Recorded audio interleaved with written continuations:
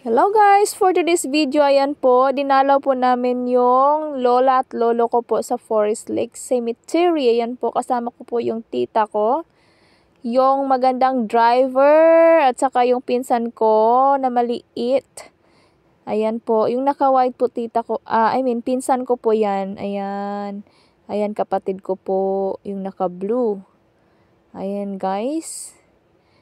Yan. Ang sarap mag-picnic, ayan.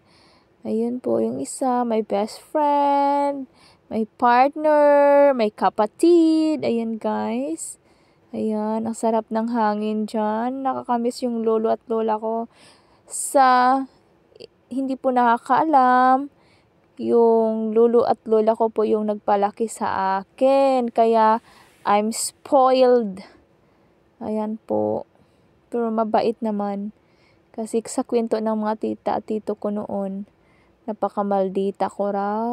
Spoil masyado. Ayan. Pag hindi nabibigay yung gusto ko, magmaldita ko. Iyak ng iyak. Ayan. But, tingnan nyo nga naman. Ang bait ko ngayon, di ba? Ayan. Usap-usap. Ayan. Nakikinig yung lola at lolo namin.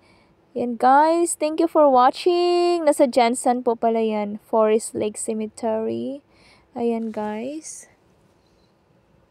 Nakakamiss lang yung buhay pa sila. Sad to say, dyan naman tayo pupunta lahat. Nauna lang sila. Ayan guys. Thank you for watching. I love you all. Bye-bye.